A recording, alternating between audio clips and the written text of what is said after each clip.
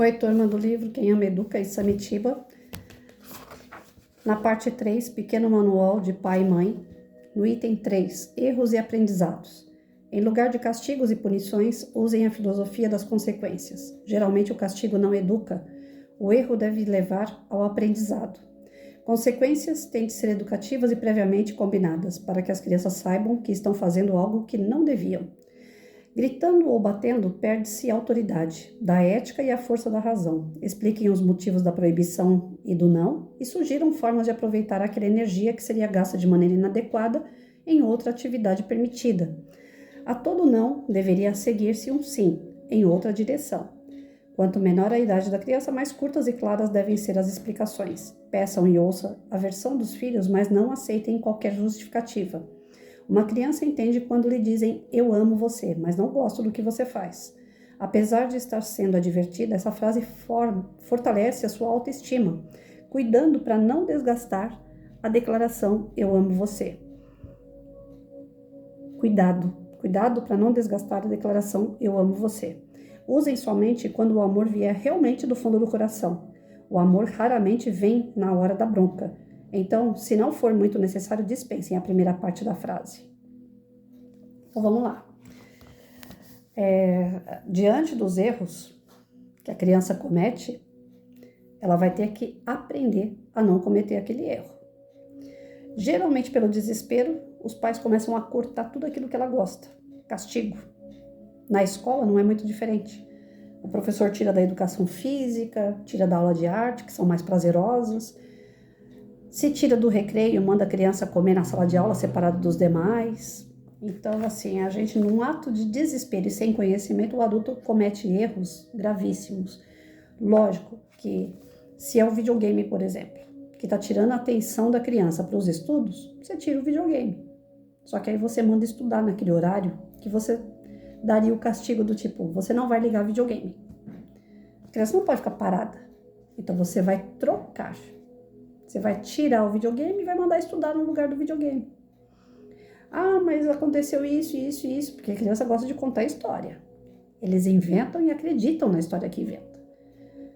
Toda história que a criança inventar, você olha no olho dela e fala, eu acredito até certo ponto. Tem coisa que você está falando que eu não consigo acreditar. Eu amo você, mas não estou gostando do que você está fazendo. Então a criança tem que entender que, independente das situações que ela cause, sejam boas ou ruins, o amor de pai e mãe por ela, de professor por ela, vai ser sempre o mesmo. Porém, as atitudes vão ter consequência. E as consequências, quando não são favoráveis, ela vai ter que responder por isso. Ela vai ter que colher o fruto amargo que ela está plantando. Toda ação tem uma reação. Então, a criança precisa entender que ela não está sendo punida, que ela não está sendo tolhida, que ela não está sendo podada, mas sim que ela está merecendo aquela atitude mais ríspida, mais dura, mais disciplinadora do pai ou do professor. A criança não vai deixar de gostar do pai e a mãe porque ela limita. A criança vai até agradecer. Porque se você não limitar, essa criança vai ser desenfreada. Aonde ela chegar, ela vai ser sempre a dona da razão. Ela vai ser sempre aquela que conta a história e todo mundo acredita, até o segundo ponto. Porque quando ela chegar na época de emprego, ela faltar no serviço, porque ela não quis ir trabalhar, e ela falar que estava doente, o patrão não vai querer acreditar, ela vai ficar desempregada. Então, tem que ensinar a criança desde pequeno a assumir os seus erros. Você não estudou na prova, você tirou nota vermelha. Por que você tirou nota vermelha? Ah, é porque o professor exigiu demais, porque ele deu matéria na prova que ele não tinha explicado. Vai vir aquelas conversas. O pai e a mãe vai ter que falar assim, deixa eu ver seu caderno. Deixa eu ver até onde que o professor deu a matéria e aonde ele não deu. Espera aí só um pouquinho. Mike, vem cá. Ele tá aprontando, gente, para avaliar. Fica aqui, pertinho. Aqui. Essa criança aqui, que não pensa muito, também tem que ser disciplinada. Né, tranqueira? Então, nós temos que orientar quando tá certo e quando tá errado. A criança vai chegar, vai contar a história que na hora da prova não estudou, porque a matéria a professora não deu. Você vai falar, deixa eu ver o caderno, peraí. Ah, tá, mas aqui na prova e o teu caderno tá igual. Você vai comparar. Se ele tiver razão, você vai chegar no professor e falar, o senhor cobrou uma coisa que meu filho não estudou. Que isso É muito difícil de acontecer, mas pode acontecer. Você só vai dar razão ao seu filho se ele tiver razão. Eu vou lá na escola, eu vou ver direitinho se essa matéria que você fez aqui na prova não estava no seu caderno, ou você não copiou, não estava no livro. Mas se tiver, a nossa conversa é outra. Você vai colher o fruto amargo que você está plantando. Então, a criança tem que entender os limites. E ela tem que ser limitada. Ela tem que ser disciplinada. Tem horário para estudar, tem horário para brincar. Aquele horário da brincadeira, se ele estende demais e não estuda, ele vai ter frutos negativos na hora da prova, na hora de um trabalho. Tem criança que deixa para fazer tudo em última hora. Não tem uma agendinha, sabe? Hoje em dia, os professores geralmente pedem para pegar um caderno de rascunho e fazer uma agenda. Tal dia tem trabalho para entregar, tal dia tem prova, tem que levar material para a escola, tem que levar o caderno disso ou daquilo em tal dia. É importante se organizar, porque se a criança errar, o pai e a mãe têm como ter uma noção do erro e corrigir, sempre tirando aquele lado negativo e transformando ele no lado bom. Sempre pegando o que ela está fazendo de errado e transformando em algo que seja certo. Para isso, o pai e mãe têm que estar atento, os professores têm que estar atentos e ir norteando essa criança. Com os erros, as crianças podem aprender a ser melhores. Nós ficamos doentes, por quê? Porque o nosso corpo precisa de um tempo. Às vezes a gente é tão acelerado, às vezes a gente quer tudo na hora, quer fazer um monte de coisa ao mesmo tempo, acaba até prejudicando outras pessoas porque a gente, ansioso. Aí vem uma comorbidade e fala, calma, é algo ruim? Aparentemente uma doença é ruim. Hoje mesmo eu vi um vídeo de uma moça, ela falando, estou com câncer, eu tenho pouco tempo de vida, mas estou aproveitando tudo aquilo que eu não vivi a vida toda, eu estou vivendo agora nesse breve tempo que eu tenho. E estou fazendo coisas maravilhosas que eu nunca imaginei fazer.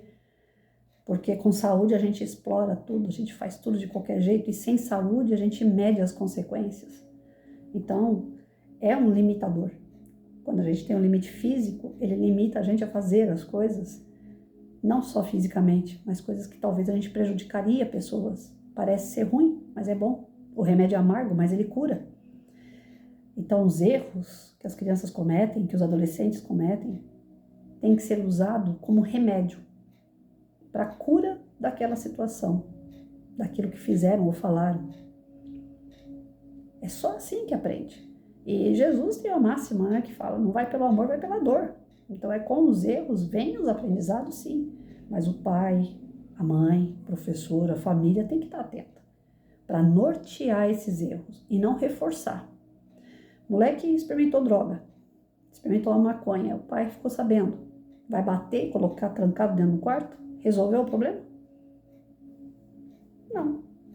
Olha, você utilizou droga, você experimentou maconha, eu tenho medo que você se vicie. Eu vou te levar num local onde pessoas foram viciadas. Eu quero que você veja isso. Olha como elas estão. Pega vídeo na internet, olha só isso aqui. É isso que você quer para você? Não, né? Então, ao invés de usar a maconha, você vai me ajudar a tirar essas pessoas do vício. Então, a partir de hoje, nós vamos fazer um trabalho social. Uma vez por mês, nós vamos numa clínica de recuperação e vamos levar um almoço para essas pessoas. Nós vamos levar um caderno de atividade para eles poderem ter o que fazer lá dentro.